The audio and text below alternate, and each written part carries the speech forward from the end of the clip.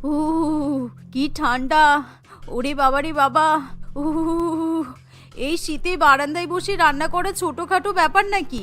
কোন পাগলে এরকম শীতকালে খোলাভাবে রান্না করে আমি জানি না। প্রিয়া তার শ্বশুরবাড়ির বারান্দায় বসে গরম গরম বাসন্তী পোলাও এবং মাটন কষা রান্না করে। দুপুরবেলা সবাই মিলে একসাথে খেতে বসে। প্রিয়া সবাইকে খাবার পরিবেশন করে, কিন্তু খাবার খাওয়ার সময়, এ কি বৌমা, এই শীতের মধ্যে পোলাও আর মাংস এরকম জল জল মনে হচ্ছে কেন? তুমি কি আমাদের বাসি খাবার খেতে দিচ্ছ? তুমি জানো না শীতের দিনে আমরা ঠান্ডা খাবার খেতে পারি না? ইস, খাবারগুলো পুরো বরফের মতো ঠান্ডা হয়ে গেছে, আমাদের মুখ একেবারে জমে যাচ্ছে। আমি আপনাদের বাসি খাবার কেন খাওয়াবো? আমি এখনই ওভেন থেকে খাবারগুলো গরম গরম নামালাম। আমি বাইরে খোলা অবস্থায় রান্না বান্না করছি, তাই হয়তো খাবারে কুয়াশা পড়তে পারে, সেই কারণে জল হয়ে গেছে। এই রান্না যদি আমি রান্নাঘরে করতাম তাহলে খাবারগুলো তাড়াতাড়ি ঠান্ডা হতো না। ঠিক আছে ঠিক আছে, এখন অজুহাত দিতে হবে না। তুমি তো নিজেই কিছুদিন আগে বলছিলে যে আমাদের পুরানো রান্নাঘর স্যাঁতস্যাঁতে, শীতকালে এরকম রান্নাঘরে দাঁড়িয়ে রান্না করা যায় না। তোমার সব বান্ধবীদের খোলামেলা ওপেন কিচেন, তুমিও তো খোলামেলা ভাবে রান্না করতে চাইছিলে, তাই এখন আমি আমাদের খোলামেলা ব্যালকনিতে তোমার রান্নাঘর বানিয়ে দিয়েছি। তাতেও তোমার অসুবিধা হচ্ছে? আমার বান্ধবীর খোলামেলা রান্নাঘর মানে আমি মডিউলার ওপেন কিচেনের কথা বলেছিলাম, কিন্তু আপনারা মডিউলার কিচেন তৈরি না করে আমাকে এই শীতের মধ্যে বারান্দায় বসিয়ে রান্না করাচ্ছেন। ওইসব মডিউলার কিচেন ভালো না। তাছাড়া ঘরের মধ্যে খোলামেলা রান্নাঘর থাকলে আমার ঘরের ডিজাইন, দেওয়ালের রং সব নষ্ট হয়ে যাবে। তার থেকে তুমি ব্যালকনিতে বসেই রান্না করো। শাশুড়ি মা এই কথা বললে প্রিয়ার কিছু বলার থাকে না। আমি কেন যে খোলামেলা রান্নাঘরের কথা বলেছিলাম কি জানি। আমার শাশুড়ি মা সেই সুযোগে আমাকে রান্নাঘর থেকে বার করে দিয়েছে, বার করে একেবারে প্রকৃতির মধ্যে বসিয়ে দিয়েছে। আমি শীতের মধ্যে জমে বরফ হয়ে মরে না যাই। এভাবেই দেখতে দেখতে কিছুদিন কাটে। একদিন সকালবেলা অত্যাধিক পরিমাণে শীত পড়ে, তার সাথে বাইরে বেশ ঠান্ডা ঠান্ডা হাওয়া বয়। এরকম শীতে বৌমার ঘুম ভাঙে না, কিন্তু পিঙ্কি দেবী বৌমার উপর জ্বালাতন করতে শুরু করে। কি হলো বৌমা, 7টা বেজে গেছে আর তুমি এখনো ঘুমাচ্ছ? আমার আর তোমার শ্বশুর মশাইয়ের চিয়া সিড মিশানো গরম জল কে দেবে? ঘুম থেকে উঠে আমাদের গরম জল নিয়ে এসো। ঠান্ডার মধ্যে সকালবেলা গরম জল না খেলে পেট পরিষ্কার হতে চায় না। গতকাল রাত্রিবেলা ব্যালকনিতে রান্না করে আমার হাত পা জমে গিয়েছিল, তাই অনেক রাত পর্যন্ত ঘুম আসছিল না। আমি সকালে সেই জন্যই তো উঠতে পারলাম না। আপনি একটু ব্যালকনিতে গিয়ে নিজেদের জন্য জল গরম করে নিন। না না, বাইরে খুব ঠান্ডা হাওয়া দিচ্ছে, এই ঠান্ডার মধ্যে ব্যালকনিতে গেলে আমার কানে ঠান্ডা লেগে যাবে। এই বয়সে ঠান্ডা লাগলে খুব সহজে যেতে চায় না, তাই তুমি ঘুম থেকে উঠে তাড়াতাড়ি রান্নাঘরে যাও। শাশুড়ি মা এই কথা বললে প্রিয়ার কিছু করার থাকে না। সে কোনো মতে ঘুম থেকে উঠে পরিষ্কার হয়ে ব্যালকনিতে যায়। ব্যালকনিতে গিয়ে সে গরম জল করা শুরু করে, কিন্তু এমন সময় হঠাৎই ঠান্ডা হাওয়ায় বারবার ওভেনের আগুন নিভে যায়। প্রিয়া কোনো মতে জল গরম করে তার মধ্যে চিয়া সিড মেশায়। সেই সাথে বেলা 10টা বাজতে না বাজতেই তাকে আবার ব্রেকফাস্ট বানাতে হয়। আজকে আবার সবাই কড়াইশুঁটির কচুরি এবং আলুর দম খাওয়ার আবদার করে।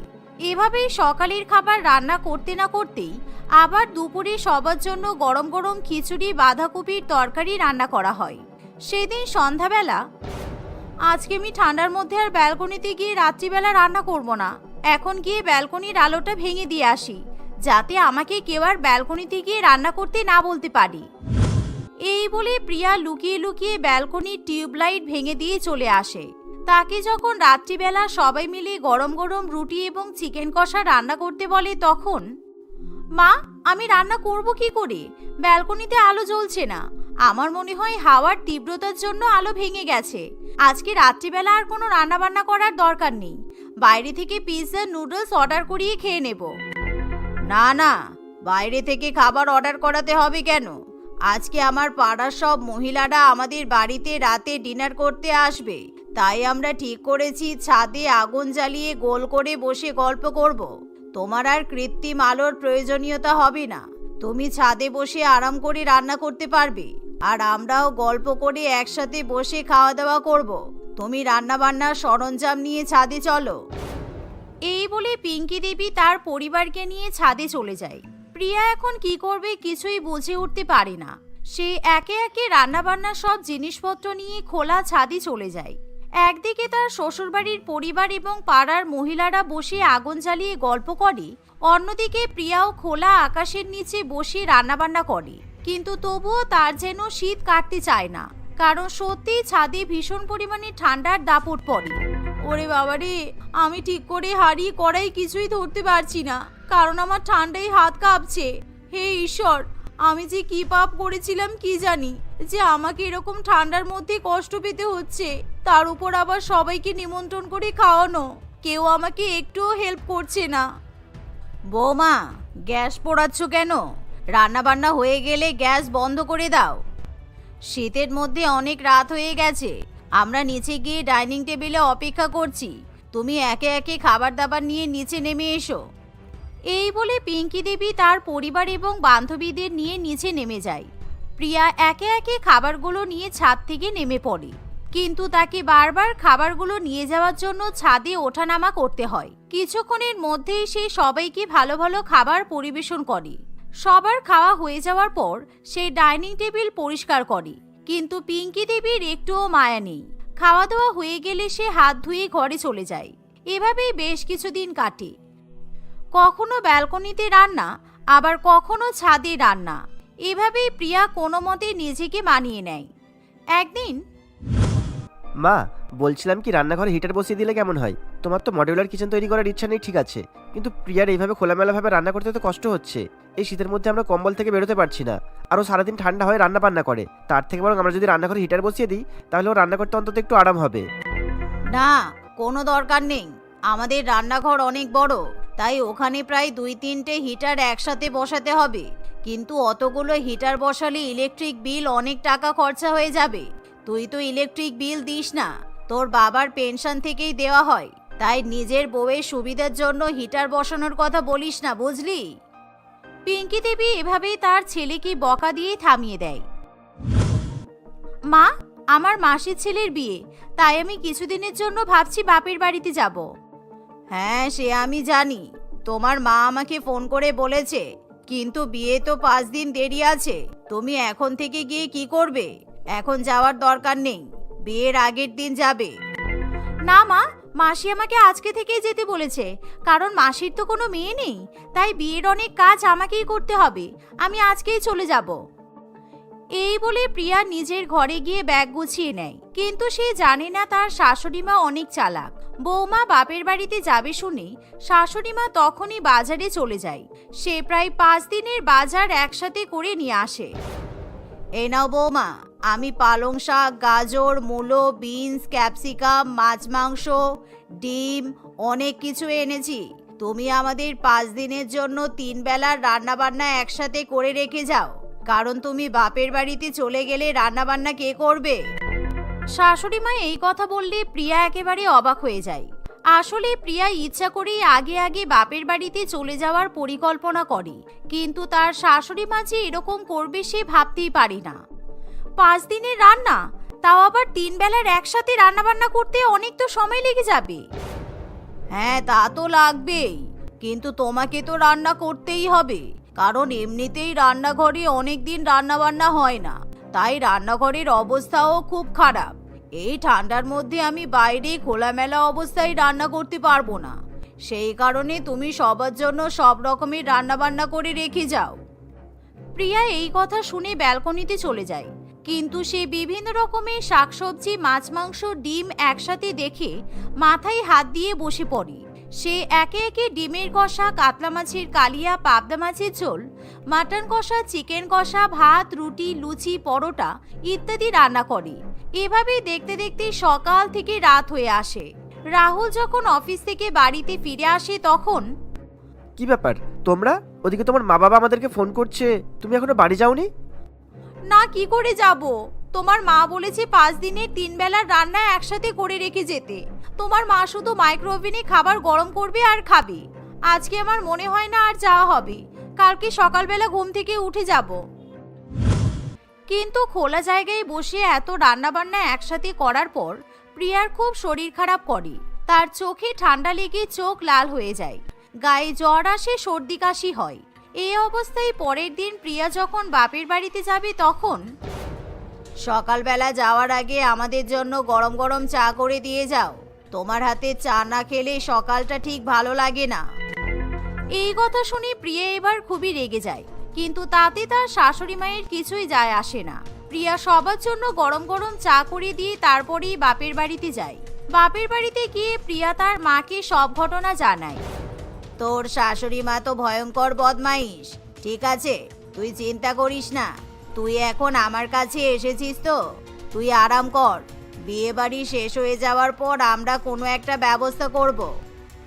কিছুদিনের জন্য প্রিয়া যেন নিঃশ্বাস নিয়ে বাঁচে। সে তার বাপের বাড়ির লোকেদের সাথে বিয়ে বাড়িতে অনেক আনন্দ করে, কিন্তু সে যখন শ্বশুর বাড়িতে ফিরে যায় তখন সে একা ফিরে যায় না, তার সাথে তার মা পার্বতী দেবীও থাকে। 5 দিন বলে 10 দিন পর আসলে, তোমাকে দিয়ে মাত্র 5 দিনের রান্না বান্না করিয়েছিলাম, বাকি 5 দিনের খাবার আমাকে হোটেল থেকে কিনে খেতে হয়েছে। ও বাবা, আবার একা আসনি দেখছি, মাকে আঁচলে করে বেঁধে নিয়ে এসেছো। কি করব বলুন, আমার মেয়ের কপালে যদি এরকম দজ্জাল শাশুড়ি জোটে তাহলে মাকে তো আসতেই হবে। আপনিও দেখছি কম নয়, আমার মেয়ে শুধুমাত্র মডিউলার কিচেন করে দিতে বলেছিল বলে আপনি ওকে শীতের মধ্যে খোলামেলা জায়গায় বসে রান্না করার জন্য বাধ্য করে দিয়েছেন। খুব ভালো, এদিকে শীতে আমার মেয়ের শরীরের অবস্থা যে খারাপ হয়ে যাচ্ছে সেটা কে দেখবে শুনি? আপনার বরের পেনশনের টাকায় সংসারে বাজার করা হয়, ইলেকট্রিকের বিল দেওয়া হয়, ঠিক আছে, তাই বলে আপনার এত অহংকার?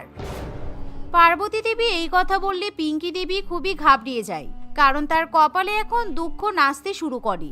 পার্বতী দেবী মোটেই তার মেয়েকে আর খোলা জায়গায় বসে রান্না করতে দেয় না।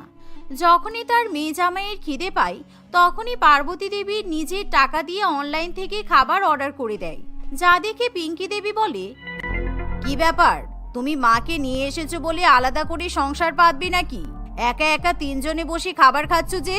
আর রাহুল, তুই জানিস না আমার এখনো খাওয়া হয়নি? কেন মা, তোমাদের যদি খিদে পাই তাহলে একসাথে বসে খাবার খাও, কে বারণ করেছে? কিন্তু আমার বউ কিন্তু আর শীতের মধ্যে খোলা ব্যালকনি বা ছাদে বসে রান্না করতে পারবে না। সবাই মিলে এই কথা বললে পিঙ্কি দেবীর আর কিছু করার থাকে না, কারণ সে বুঝতে পারে এবার যদি সে বাড়াবাড়ি করে তাহলে সংসার হাতছাড়া হয়ে যেতে পারে। তাই সে বৌমাকে জ্বালাতন করা ছেড়ে দেয়। এমনকি পার্বতী দেবী তার মেয়ের আবদার মতো মডিউলার কিচেন বানিয়ে সেখানে হিটার বসিয়ে দেয়, যার ফলে প্রিয়াকে আর ব্যালকনিতে কিংবা ছাদে রান্নাবান্না করতে হয় না। পিয়ালি তার বাবা মায়ের সঙ্গে বাস করত। পিয়ালি পড়াশোনায় খুবই ভালো ছিল। তার ছোটবেলা থেকেই ইচ্ছে ছিল বিদেশে গিয়ে পড়াশোনা করার, তাই তার বাবা মা তার ইচ্ছা পূরণের জন্য তাকে বিদেশে পাঠিয়েছিল। বিদেশে গিয়ে পিয়ালি খুবই খুশি হয়। বিদেশিদের চালচলন, আচার ব্যবহার, তাদের লাইফস্টাইল, রীতিনীতি, সংস্কার পিয়ালির খুবই ভালো লাগে। আমেরিকাতে সবকিছু আলাদা, আমাদের দেশের থেকে আমেরিকা অনেক ভালো। এখানকার মানুষজন কত স্মার্ট, সবাই নিজের নিজের কাজে ব্যস্ত, কোনো কুসংস্কার নেই, কোনো বাধা নিষেধ নেই। মেয়েরা নিজের ইচ্ছা মতো স্বাধীনভাবে জীবন কাটাচ্ছে। আর আমাদের দেশে মেয়েদের জন্য কত বাধা নিষেধ।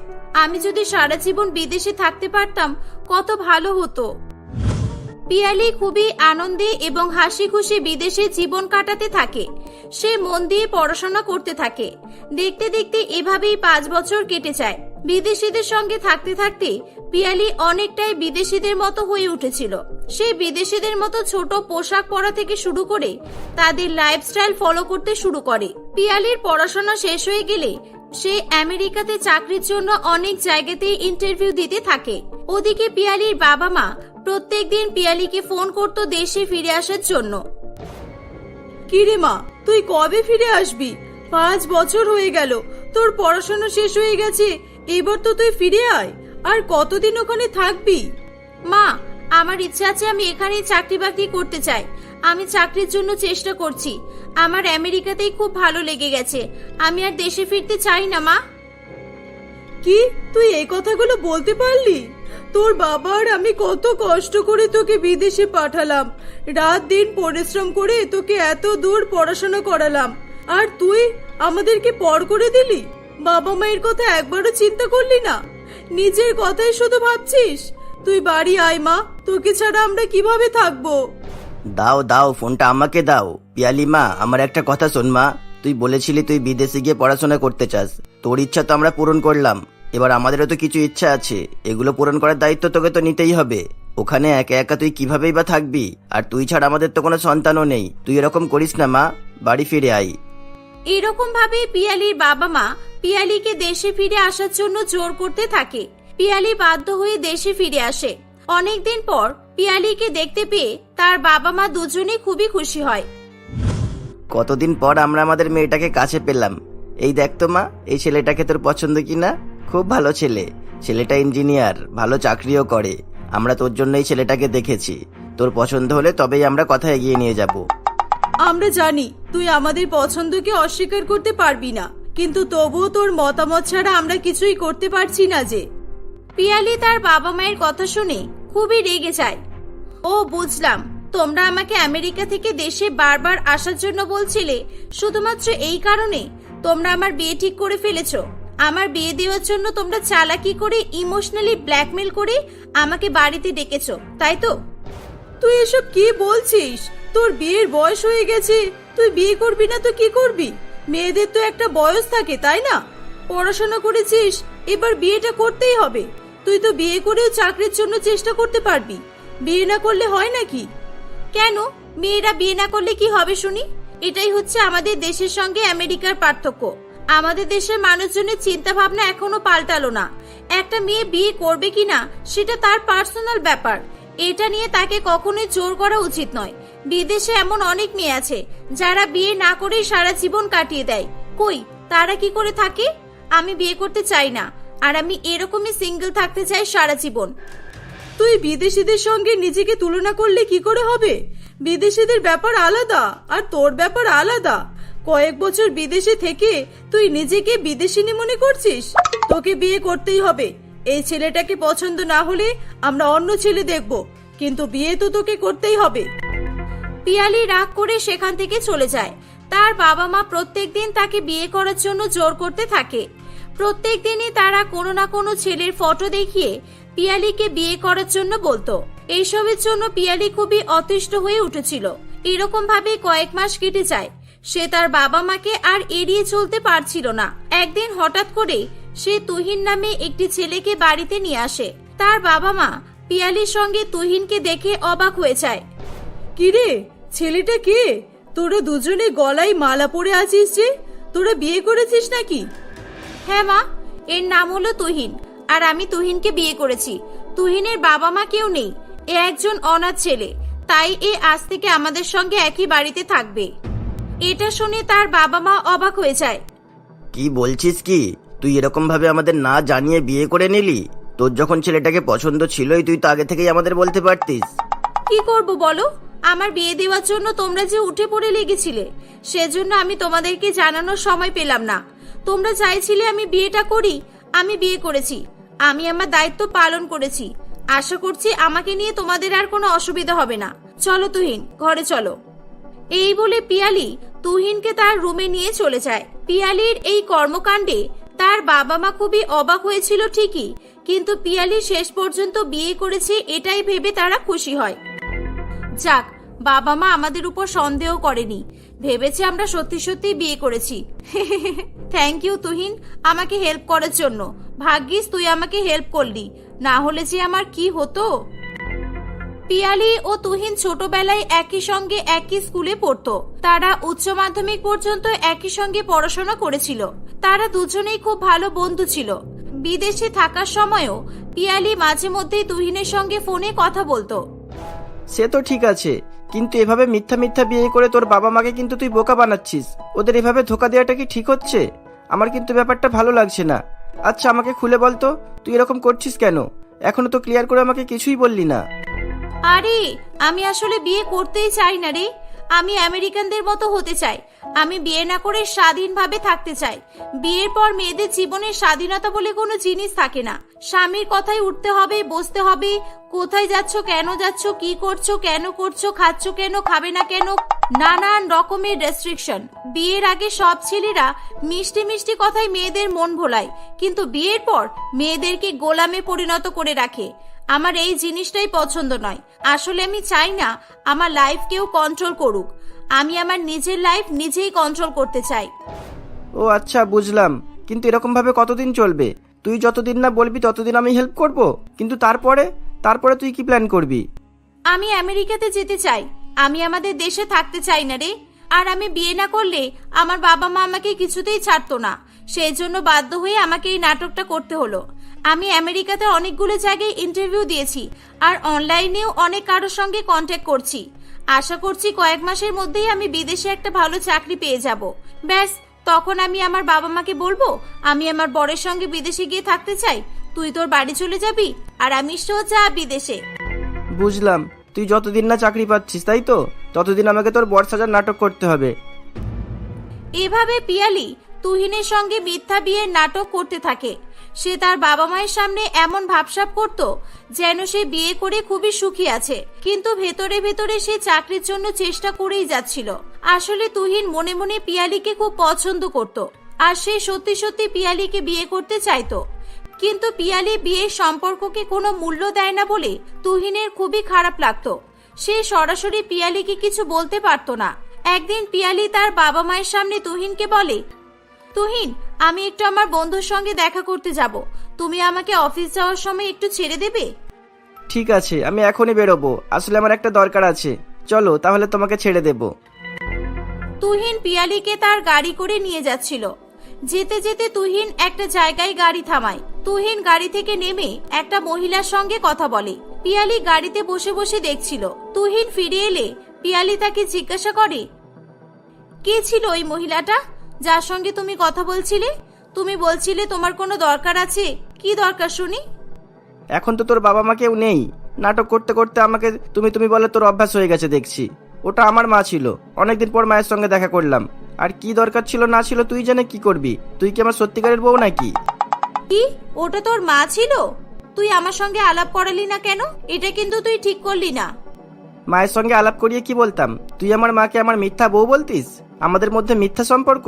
কদিন পরেই তো তুই আমাকে ছেড়ে চলে যাবি। তাই শুধু শুধু আমি আমার পরিবারকে এই মিথ্যা নাটকের মধ্যে জড়াতে চাইলাম না। তুহিনের কথা শুনে পিয়ালি চুপ করে যায়। পিয়ালিকে একটি শপিং মলে নামিয়ে দিয়ে তুহিন চলে যায়।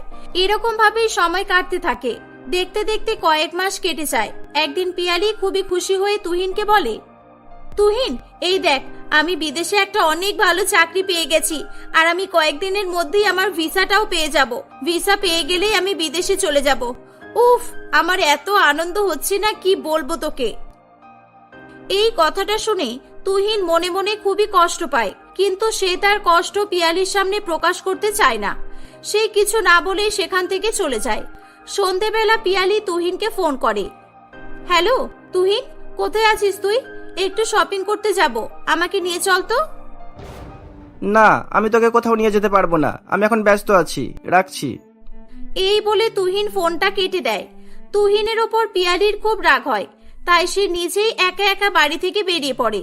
সে ট্যাক্সি করে যাওয়ার সময় তুহিনকে একটা রেস্টুরেন্টে অন্য একটা মেয়ের সঙ্গে বসে থাকতে দেখে।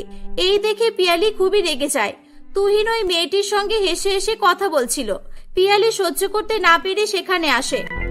ও আচ্ছা, বুঝলাম তুই কোন কাজে ব্যস্ত আছিস।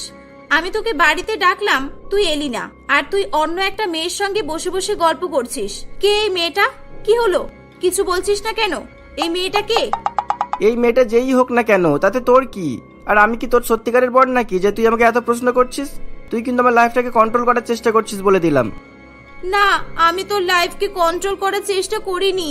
আসলে তোর সঙ্গে থাকতে থাকতে আমি তোকে নিজের বর ভেবে ফেলেছি, আর আমি তোর উপর নিজের অধিকার দেখানোর জন্য এরকম বললাম। আসলে কেন জানি না এই মেয়েটার সঙ্গে তোকে আমি দেখতে পারছি না রে। এই মেয়েটা কে তুই প্লিজ বল না আমাকে। আসলে তুহিনের সঙ্গে থাকতে থাকতে পিয়ালি কখন যে তুহিনকে ভালোবেসে ফেলেছিল সে নিজেও জানতে পারেনি। কিন্তু আজকে যখন সে তুহিনকে অন্য একটা মেয়ের সঙ্গে দেখে তখন সে সেটা মেনে নিতে পারছিল না। তুই জেনে কি করবি? তুই তো কদিন পর আমাকে ছেড়ে আমেরিকাতে চলে যাবি, আর তোর কাছে তো বিয়ের সম্পর্কটা একটা ছেলে খেলা মনে হয়। তুই এসব বুঝবি না, ছাড়। না, আমি তোকে ছেড়ে কোথাও যাব না। আমি তোর সঙ্গে সত্যিকারের বিয়ে করতে চাই। আর আমি আজকে বুঝতে পেরেছি লাইফ কন্ট্রোল করার মানে তাকে নিজের গোলামে পরিণত করা নয়, তার প্রতি ভালোবাসা থাকে বলেই মানুষ এরকম করে। প্লিজ এবার তুই বল এই মেয়েটা কে? বৌদি তুমি কেঁদো না, আরে এটা আমার দাদা হয়, আমার নিজের দাদা। আমার দাদাও তোমাকে খুব ভালোবাসে আর আমার দাদাও তোমার সঙ্গে সারা জীবন থাকতে চায়। এটা শুনে পিয়ালি খুবই খুশি হয়। পিয়ালি বাড়িতে এসে তার বাবা মাকে সব সত্যি কথা বলার পর ক্ষমা চায়। পিয়ালির বাবা মা একটা বড় অনুষ্ঠানের মধ্যে দিয়ে পিয়ালি ও তুহিনের বিয়ে দিয়ে দেয়। বিয়ের পর পিয়ালি আর বিদেশে যায় না, সে তার পরিবারের সঙ্গে হাসি খুশি বসবাস করতে থাকে।